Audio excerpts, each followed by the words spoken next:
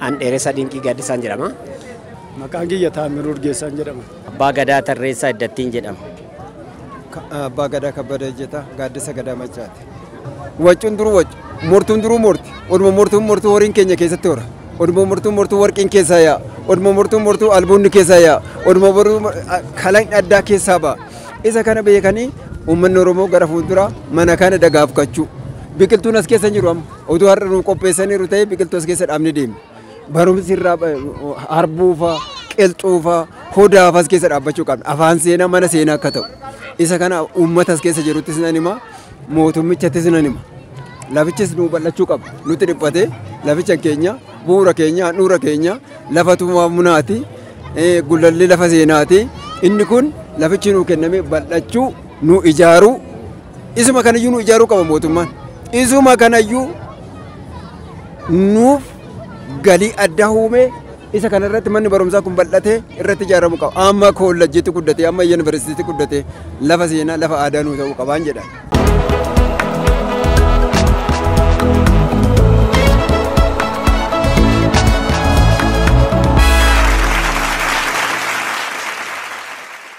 Ummati Oromoo barachuu qaba. Lammiin barate immoo mirga isaa gaafata. Jeneraal Taaddasaa Birruutu jedha. Ashama akkam jirtu daawwattoota keenya bakka jirtanitti nagaan keenya isiniif haa ta'u. Kun sanbata xiqqaa sa'aatii 5 walakkaa hanga sa'aatii 6 akkasumas immoo irra deebiidhaan kamisa galgala sa'aatii 12 walakkaa hanga sa'aatii 1 karaa foddaa televezyiinii FIB kan isin bira ga'u sagantaa kichuuti. Egaa sagantaa kichuu keenya har'aatiin immoo as mana barumsaa Jeneraal Taaddasaa Birruutti argamuudhaan eebba barattoota sadarkaa tokkoffaa duraa hirmaachuudhaaf asitti argamna. Isin sagaa xumura qophii keenyaatti wajjiniin turan afeerraa keenya turtii gaarii.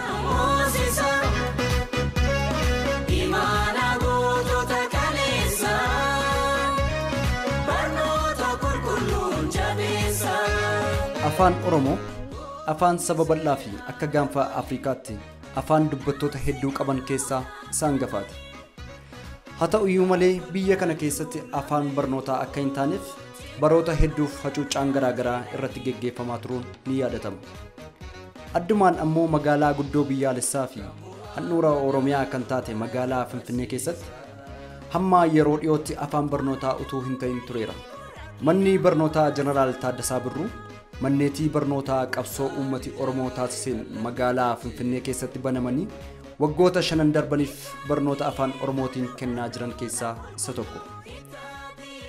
Maatiin magaalaa Finfinnee keessatti daa'imman isaanii guddisaa jiran mana barnootaa kanatti afaan Oromootiin daa'imman isaanii barsiifachuuf carraa argatanitti baay'ee akka gammadanii fi faayidaa mana barnootichaarraa argachaa jiran akkas jechuun dubbatu. Tole mee maqaan keessan eenyu jedhamtu? An dheeressa Dinqii Gaaddisaan jedhama. Tole egaa asii mana barumsaa Jeneraal Taaddasaa Birruutti daa'ima keessan barsiifattanii har'a guyyaa eebbaadhaaf eebbisiisuuf kan isin argamtanii. Mee magaalaa Finfinnee keessatti daa'imman afaan Oromootiin barachuun haalota kanaan dura turanii fi yeroo ammaa kana wal bira qabdanii gaafa ilaaltan egaa akka nama daa'ima isaa afaan Oromootiin barsiifataa jirutti garaagarummaan jiru maalidha? Garaagarummaan isaa an ofii kooti kanaan duras argaan ture. Afaan Oromootiin yeroo dubbachuu hin dandeenye keessatti ture. Namni darbee afaan Oromoo naa dubbatu sana arguun akka waan guddaatti ilaalamaa ture. Ammatti garuu seenaadhaan jijjiiramee waan kana argine daa'ima keenya keessatti akka isaan baratanii afaan isaaniitiin sadarkaa sana irra ga'uun kun baay'ee kan nu gammachiisee fi kan biraarraas kan adda kan taasisu kana ta'uusaa mirkaneessachaa. Tole egaa mee daa'immanii afaan Oromootiin gaafa baratanii ollaan isaanii naannoon isaanii afaan biraa fayyadamu jaallatanii itti tolee gammadanii dhufanii baratu moo miira akkamitti irraa argama daa'imman afaan Oromootiin mana barumsaa kanatti baratanirra? Miirri isaanitti dhagahamu baay'ee addadha. Manneen barnoota kanaan duraan amma naannoo Burraayyuu irraa as dhufee kan baratu calqaba irratti achi barataa ture. Obboleessi calqaba irraa jiru asitti barachaa waan tureef achitti baruu qaba jedhee gara kanatti kan dhufe ta'uu isaati jechuudha. Kanaaf haalli barumsa itti kennamus manneen barnoota jiran irraa adda kan isa taasisu aadaadhaa seenaadhaanis wal qabatee akkaataan barumsa isaan kennan manneen barnoota Finfinnee keessatti jiran keessaa dorgomaa isa taasisas waan ta'eetiif adda isa taasisa. Kanaatiif warreen biroollee asittiin ijoollee isaanii barsiisanii seenaa aadaa akkasumas immoo dorgomaa akka isaan ta'an asittiin akka isaan waamicha dhiyeessuu barbaada. Tole egaa amma Finfinnee keessatti kana dura carraan kun hin turre afaan Oromootiin daa'imman ofii barsiifachuuf carraan isaa hin turre amma immoo erguma carraan isaa argame immoo namooti dhalootaan Oromoo ta'anii daa'imman isaanii fidanii iddoo kanatti iddoo biraatti barsiisaa jiran namoota baay'ee jira. Mee warra keessatti dhaamsa akkamii qabdu sun?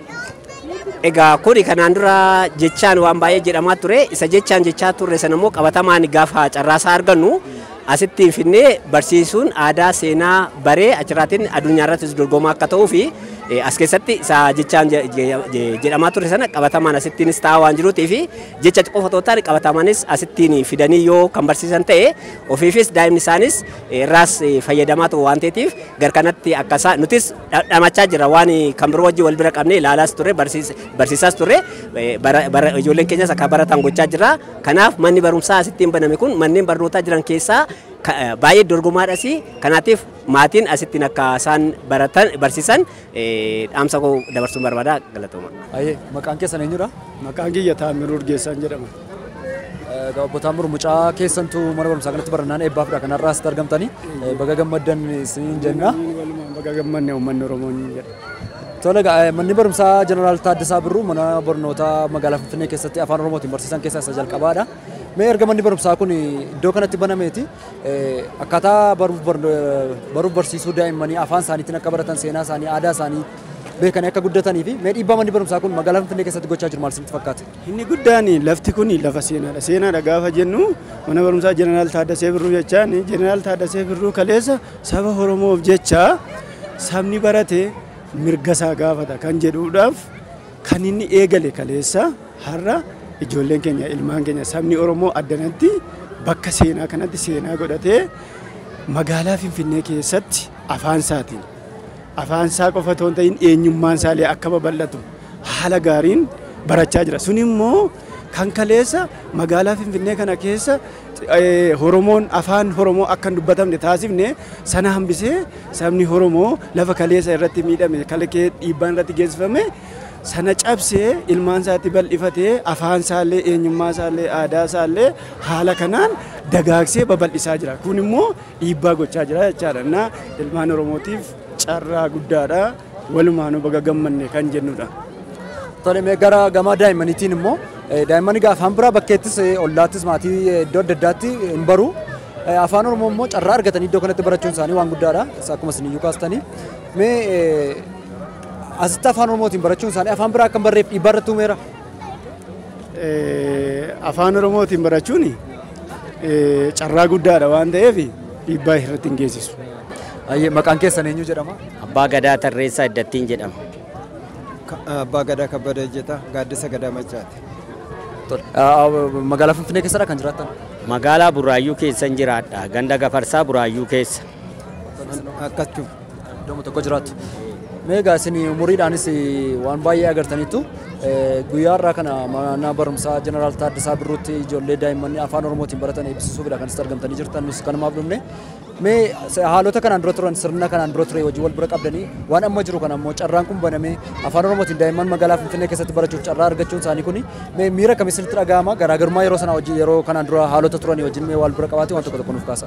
Hayyee bareeda gaariidha jettanii gara darbe adeemsi jiru gara darbe Finfinnee keessatti afaan kanaan dubbachuun rakkoo baay'ee akka qabu beekamaadha. Uummanni keenyallee matsaafa ijoollee numti baasanii matsaafa afaan Oromootiin gallakkisan hidhaatti baay'een isaanii warri dararama akka jiran hin beekna.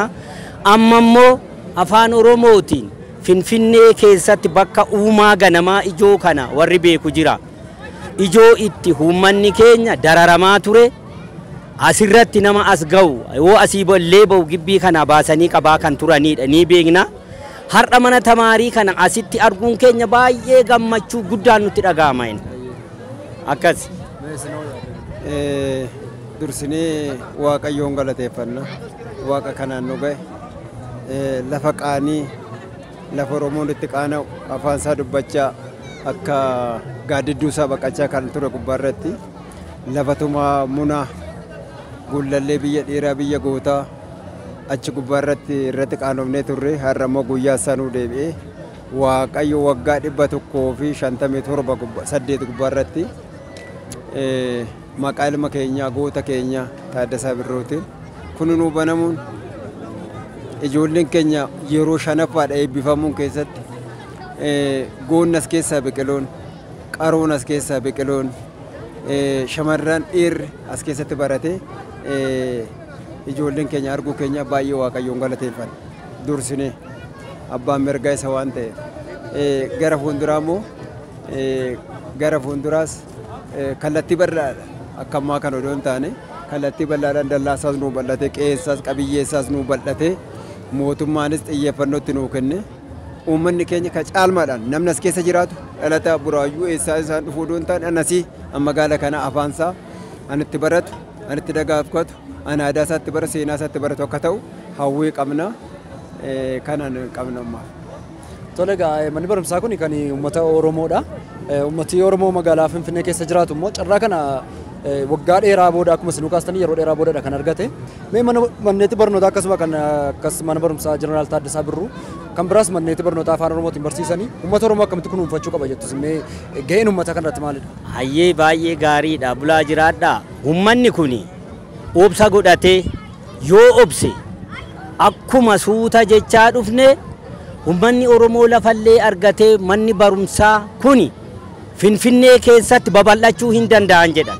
Yoo obsa godhan uummanni keenya yoo obse Finfinnee keessatti manni barumsaa kun baay'achuu hin danda'a. Mana kana immoo kan kunuunfatu nuyi hin jedhan. Nuti kunuunfata. Kunuunsa kana gargaarsa walii goonee adeemsa jiru obsa goonee yoo obsaan itti deemne Finfinnee of jalatti qabnee ammallee daddaballee 6 kiiloo 4 kiiloo laga haaritti ijaarrachuu hin dandeenyan jedhan. Lafi kan keenya waan ta'eef. Lafi keenya. Jiraattotumti magaalaa Finfinnee tokko immoo akka isin beektanii kana dura carraanii daa'imman isaanii afaan Oromootiin barsiifachuu waan hin turree fi daa'imman keenya afaan Oromoo hin beekanidha. Amma immoo erga carraan kun argame carraa kanatti illee kan fayyadamaa jirre immoo namoota baay'eetu jira. Mee isaan kanaaf dhaamsa maalii qabdu? Dhaamsa duwwaa doon ta'e dursee dhaamsa nan qabu uummata Oromootiif. Manni barumsaa kun qabsoodhaan ani inni dhufe. Akka amma keessatti bashaanii keessa utaallu kana miti qabsoodhaan barsiisonni asiillee kaffaltiitti kaffalan gatiitti baasan nuti beekne. Namoonni jaarsoliin abbootiin gadaa tisiiqee mootummaan illee kaffaltiitti kaffale qaba. Kanaaf uummanni keenya namni as keessa jiran tokkoffaa mana barumsaa kana dagaasuu qabna bal'isuu qabna. Akka ammaa kan odoon taane amma koolleejjiitti illee saaqamuu qaba si'ool.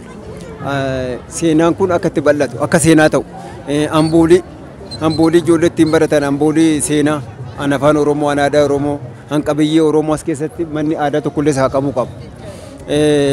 Lammata uummanni keenya namni otoo nuu danda'ame afaan seexanaayyuu baratani afaan keenya duwwaa otoo hin taane afaan Oromoo afaan qulqulluu afaan kabaja qabu yoo ittiin dubbatamullee an ittiin jarjaramite afaan Oromoo. Afaan Oromoo afaan duudhaa qabu, afaan seenaa qabu, afaan qabiyyee qabu, afaan bu'uura qabu, afaan dagaagina qabu, afaan bal'ina qabu, kabaja qabu kana uummanni Oromoo as keessa jiru dhaloonni qubee kanatti makamanii akka baratan. Jaarsoliin as keessa jiraatan kun jaarsoliin barumsa bu'uuraa barachuu qabu. Amma dhufanii barachuu qabu. Ijoolleen keenya as keessa jiran illee barsiisuu qabu. Isa kana namnoonni barate barsiisaa harka wal qaba wal tumsaa wal deeggaraa ijoolleen keenya akka baratan akka barsiisan ta'u. Afichi an ittiin barsiisan duwwaa odoon ta'an afaan kalaqa ittiin uuman afaan beekamte piroofeseera akka ittiin ta'an akka kabaja ittiin argatan akka ittiin carraa Oromoodhaan afaan yaalaa akka ta'u afaan ogummaa akka ta'u afaan barsiisaa akka ta'u afaan barataa akka ta'u afaan seenaa akka ta'u harka wal qabannee deemuu wal tumsuu qabu. Lammata immoo tasgabbii waan nuyi tokko waci tokko gaa kaate wajji waca baruun qabnu. Wacuun duruu wacu mortuun duruu morti oduma mortuu horiin keenya keessatti hora oduma mortuu warqiin keessaa yaa oduma mortuu albuunni keessaa yaa oduma kalaqni addaa keessaa ba'a. Isa kana beekanii uummanni Oromoo gara fuulduraa mana kana dagaagfachuu biqiltuun as keessa jiru amma oduu har'a nu qopheessaniiru ta'ee biqiltuu as keessa dhaabni deemne barumsi irraa harbuufaa qilxuufaa hodaafas keessa dhaabbachuu qabna afaan seenaa mana seenaa akka ta'u isa kana uummata as keessa jiruttis nan hima mootummichaattis nan hima lafichis nu bal'achuu qaba nuti dhiphatee laficha keenya bu'uura keenya handhuura keenya lafa tumamunaati gullallee lafa seenaati inni kun lafichi nu kenname bal'achuu nu ijaaruu isuma kanayyuu nu ijaaruu qaba mootummaan isuma kanayyuu nuuf galii addaa uumee isa kana irratti manni barumsaa kun bal'atee irratti ijaaramuu qaba. Amma koolleejjiitti guddatee amma yuunivarsiitiitti guddatee lafa seenaa lafa aadaa nuu ta'uu qabaan jedhan. Ayyee ulfaadhaa meedhuma irratti dhaamsa yoo qabaatan carraasanii laadhasaniiti. Ayyee gaariidha bulaa jiraadha. Ani dhaamsin ani uummata kanaaf dhaamu waa'ee Injiinar Taaddee Birruu barumsa mana Oromoo Finfinnee keessatti arganne kana kaleessa waggaa 15 dura waan baay'eetu ture hin beekna. Kanarra ga'uun keenya gammachuu guddaadha. Uummata kanaanani wanti dhaamsa dabarsuuf Buraayyuus ta'e Sabbatallee ta'e ilaa dhaamsi nan dabarsuuf ijoolleesa odoo asitti barsiifate astamaariin asitti mangistiin nuu kaa'e ijoollee digirii qabanidha. Ijoolleen keenya barumsaan digiriin kan barsiisu waan baay'ee muuxannoo waa argataniif adaraa gargaarsas gootanii akka achitti barsiifatan akka guddisnu jedhan. Ayyee yaadannoo laattaniif ulfaadhaa galatoomaa. Ayyee bulaa jiraadhaa of qalaa.